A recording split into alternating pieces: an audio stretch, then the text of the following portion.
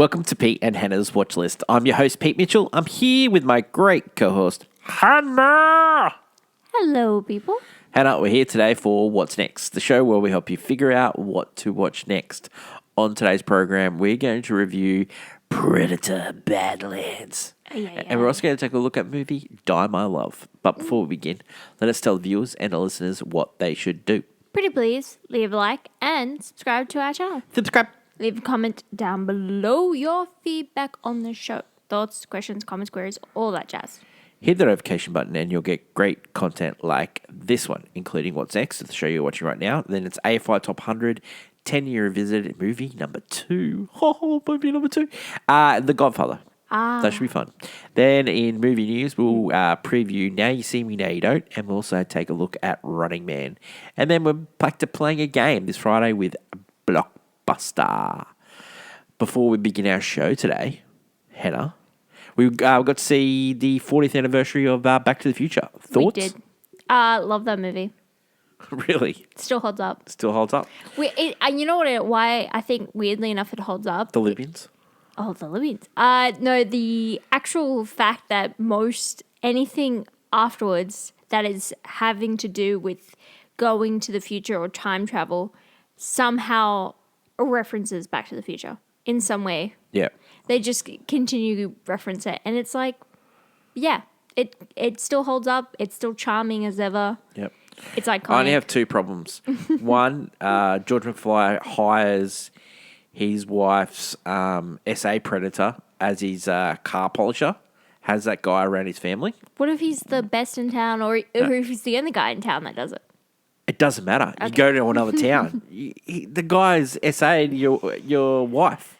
But he roughed And then him up. at the dance, he's just picked on the biggest guy, and then this drunk redhead guy, God, takes Lorraine off him, and he walks away, and then comes back.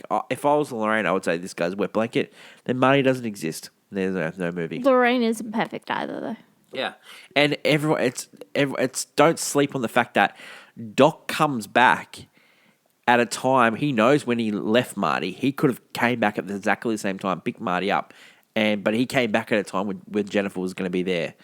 I don't know, maybe Doc's just losing it a little bit. And the reason why Marty has such trouble in the future is because they get him that truck, and they only get him that truck because the family's successful. And the only reason the family's successful is because he knocked out Biff. So there you go. That's my problems with Back to the Future. Nothing to do with the timeline thing. I think it's don't care cool. about that. I like the movie. I don't It's a have great movie. big issues with that. I have issues with the second one. Watching the movie, I have a lot more issues with the stage show than I do the. The actual. It's fine, the stage show, but the movie is the best. It doesn't compete. No. Let us go on to today's show, and let's start with Predator Badlands, which was a huge hit. Did over $40 million at the box office. It's directed by Dan Trachtenberg, who has done Predator Badlands. He's also done Predator Killer of Killers, which was on a direct-to-Hulu, which was like an anime sort of style. And he comes back with Predator Badlands. He was also famous for 10 Cloverfield Lane, which is a reimagining of the J.J. Abrams Cloverfield Lane. That was good. Interesting story how he came about in the Predator Badlands. He didn't know that they were making a Predator movie with Shane Black. He came with the idea, what if Predator came to Earth and took on a Native American lady that was the best in Hunter? And they go, oh, that's a good idea. And then, we're already making a movie. Oh, let's call it Prey. And they go, okay. And then they had the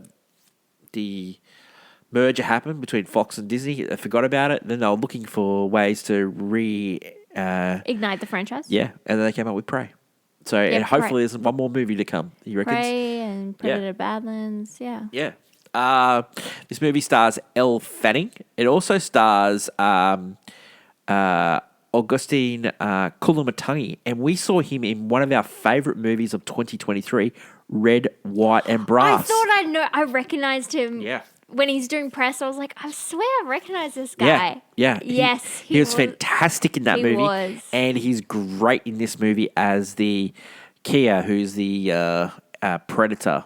The alien Kulu. Yeah. Predator, yeah. Okay, so the elevator pitch. you are the runt of the predators and you're protected by your brother and you need to hunt down the biggest, toughest monster. alien being Yeah. to prove to your father your worth as predator so you can get your cloak where you become invisible. Reasons to see this, Hen. Wow. This is actually a fun adventure movie. Yes. With a great like story about family, like even finding family and choosing your family. And the fact that the And- predator is an actual protagonist and in this movie. Yeah, the predator kind of goes through like an arc because Great arc. he was the runt and now he has to find a new way because he's not as strong as the others, so he has to find different ways in order to succeed basically on his mission. And he learns different ways of being, the actual being a different kind of predator, and it's a lovely, weirdly It is a interesting lovely movie. story. It is a It's lovely movie.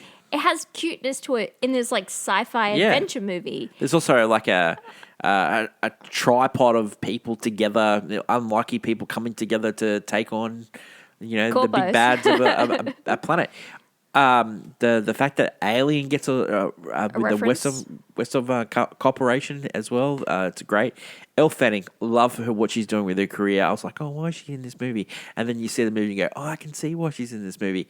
We saw her in Sentimental Value where she plays an actress. Playing a part that is written for a daughter of a famous director. Yeah, she's going to get nominated for that. She was fantastic She in was that fun movie. in that. She was fantastic. She's great in this movie. Yeah, and she has she's an android. Dual roles. She's dual roles, and she's an android with no legs for a majority Tessa. of this film. Tessa. Yeah, Tessa, that the predator has to kind of carry, and it's a fun dynamic, and it's just weird to see it. They've taken the genre of predator and been like, let's turn it around, make it a little bit almost like It looks good. This movie. It looks good. I enjoyed the look of this Yeah. movie. Yeah. The action's fun at times. Yeah. I do also love the trope because at the end he kind of uses all the skills he's learnt from the entire film Yeah. for the end fight, and like that is the best. That's thing. called growth. That is the best. If you watch any action movie ever, that is the best part. Okay. What's some reasons not to?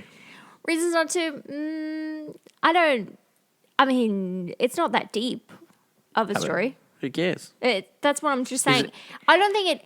Is this movie entertaining? It's thoroughly entertaining. I Yeah. don't think there's anything wrong with it, but I don't think it's trying. I just think it's a unique spin on Yeah. what we've seen of the predator genre. Yeah. I love. That's all I think it is. I love what they're trying to do with this movie. They've Yeah, reignited reimagined, it yeah. by doing new things with I like- the code. I love a warrior's code, and I then love- having morals come into it. I love what Dan Trachtenberg is doing with his career because he's like taking movies and he's taking characters and putting them in situations that they've never been before. We've never seen the Predator like this before, and I really enjoyed this. Yeah, with like kind of like a weird to say a heart. I don't know. Yeah. Like he still has I think those it's, predator instincts, but I think that has a he's lot to do turning with them- Colin Matangi. I really do. Like he yeah. brings the heart in red, white, and brass as well, and he does it in this movie as well. Yeah, it's actually the predator is quite charming in a weird way. Would you recommend people to watch this movie? Yeah, I think this is a really fun Yeah. action movie. Like really fun. I reckon at this times. Rating for this movie is, I reckon this is bordering on a banger. Yeah, but it's a golf club. It's a golf club. It's a golf club. I just don't know what stops me. I don't know if it's because sometimes I'm just like, oh, we're going along pacing, but everything feels right. Everything Yeah. feels great. It's almost at that level where it's like really awesome. I don't know if there's maybe more action, maybe something different. Maybe, I don't know. Would you watch this movie again? I would. Would Yeah, you? I would definitely watch this movie again. Because this is a lot of fun. Yeah. Well, Like- if you haven't seen it, Predator Badlands is Yeah. in cinemas everywhere now. And it's a highly recommend from us. The next movie is Die My Love, and it is directed by Lynn Ramsey, who gave us We Need to Talk About Kevin. It stars Jennifer Lawrence and Robert Pattinson, and it's not Katniss Everdeen and Edward Cullen. Edward Cullen. It's not them. This is based on a book from the 2010s, and it is about postpartum depression. The elevator pitch. You are a couple just about to have their first child. They move from New York City back to Montana, and life is not the same when the husband loses their father and you have a baby and you are suffering postpartum depression. Reasons to see this. Wow, I think Jennifer Lawrence is the only reason. I think Jennifer Lawrence is giving a very top tier performance here. She's gone, it's crazy. Yeah.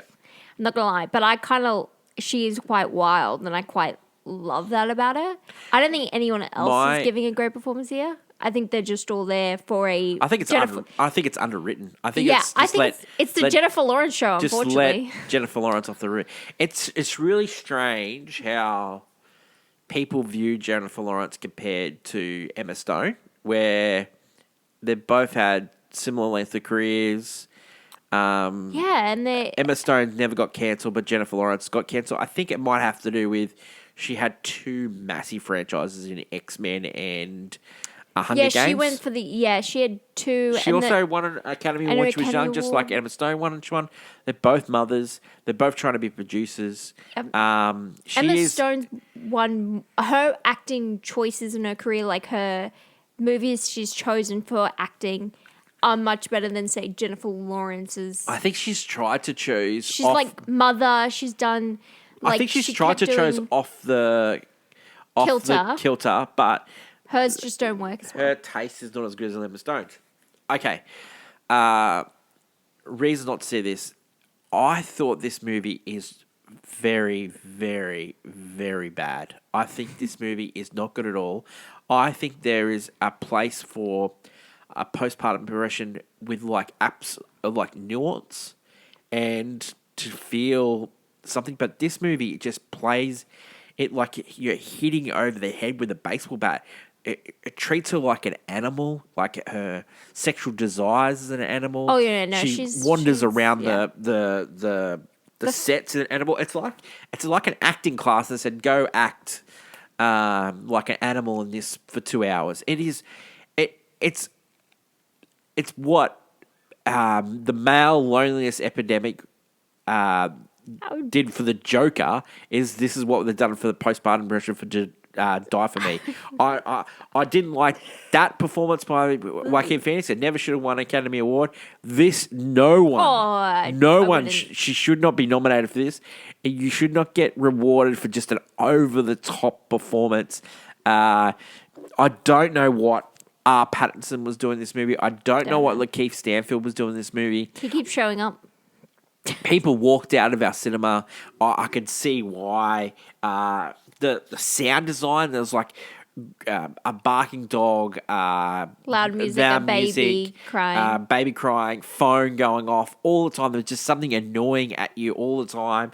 We get it. We know what you're trying to do here. Like Lynn Ramsey isn't a polarizing director. She's the one that's trying to revise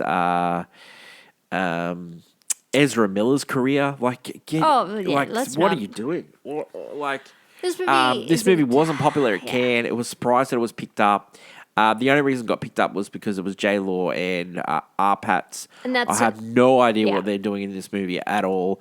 It's a serious topic, and people should talk about it. Yeah. But why would you talk about it through the eyes of this rapidly crazy performance? I just like it's an actual serious issue, and this lady in this movie is showing such serious signs, and they don't call for help whatsoever. Like she's and when crying out for help. When they do it, they don't. Nothing really comes off of it, unfortunately. He's like, it's just and it's written like, his choice was to marry her. Like, man, it kind of just happens out of nowhere. What's Lakeith Stanfield doing in his career? A lot of this movie, things just happen out of nowhere. And you're just like, and she just, Jennifer Lawrence, I love her acting. I think they drive off and great, they just leave the baby at home by himself. Yeah.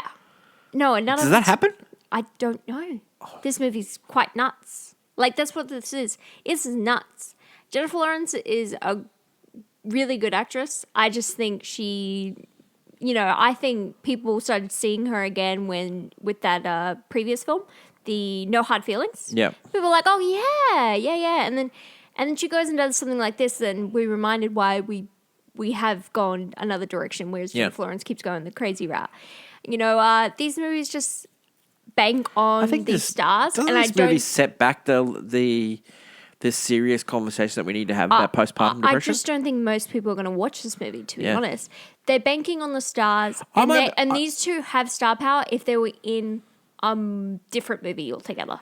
Not in this kind of movie. People don't want to see these type of movies. If you want to see a serious movie about the effects of depression and how bad it can be for somebody and the life that you leave, go see Sorry Baby, which is a fantastic version of a movie about a woman that is depressed after she gets SA'd. Like Eva Victoria's movie, that movie is brilliant, and she gives an absolute brilliant performance.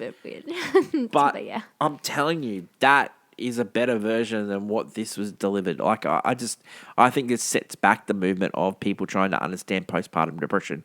Like it's just a caricature, and that's what it is. It's a caricature of it. It is what a lot of people say, oh, the male loneliness epidemic is absolute bullcrap, and after seeing Joker, you would say, oh yeah, that is a load of crap, but this does exactly the same thing what the Joker does. It just plays it for kicks, plays it for shock value, and it's not supposed to be shock value. It's supposed to be a serious subject. Anyway, I'll get off my high horse. Would you recommend? Yeah, you were on that soapbox, real shouting from the rooftop. Would you recommend people to watch this movie? No, I'd never recommend someone to watch this movie. What rating are you give it? You want to just give it an I fell asleep because it's quite. Yeah, it's an unwatchable film. Jennifer Lawrence's performance, I think she's giving a good performance here, despite the fact she's crazy. The film itself. I don't see how can you give a good performance in this terrible script? R. Pat's is in it, Sissy Spacek's in it, Nick Nolte's in it, like Lakeith Stanford's in it. I'm not saying any of them else. I'm just saying Jennifer Lawrence. No, what I'm saying is, you're going to give it to the script. It's the whole in general, not just the script, because the writing's not going to change anything. Yeah. I think it's just the whole structure of this movie and the way they position Jennifer Lawrence's character. It was never going to work out. This was just. You remember how towards the end of his career when Robin Williams used to try to do straight roles, but he was sort of still overacting and stuff like that. That's what it felt like. This movie was just overacted in this movie. Yeah. I would say this movie is I fell asleep, and I will never, ever watch this movie. Yeah, I won't watch this movie ever again. I will never watch this movie again. But I like Jennifer Lawrence. I wish she'd just pick different movies. Different movies where she could be really good in. On Wednesday's episode, we were going to do a great movie in Godfather. So, looking forward to that. We're going to do The Godfather. Because that's perfect with no flaws. No flaws. And then on Thursday, we're going to do movie news, and we'll preview Running Man and also Now You See Me, Now You Don't. And we're also going to do a special clickbait, and we're going to give our early picks. We're going to give our Best Picture nominees. We need 10 of those. So Hannah's going to think about her 10. And then we're going to give our favourites for Best Actor, Best Actress. You better not put Jennifer Lawrence as the favourite for this. I didn't. Supporting actress and actor. And we also do Best Director.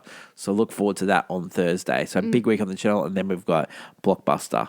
Thanks everyone for watching. That is my lovely co-host Hannah. Long live cinema. And until we meet again, it's bye for now. Bye.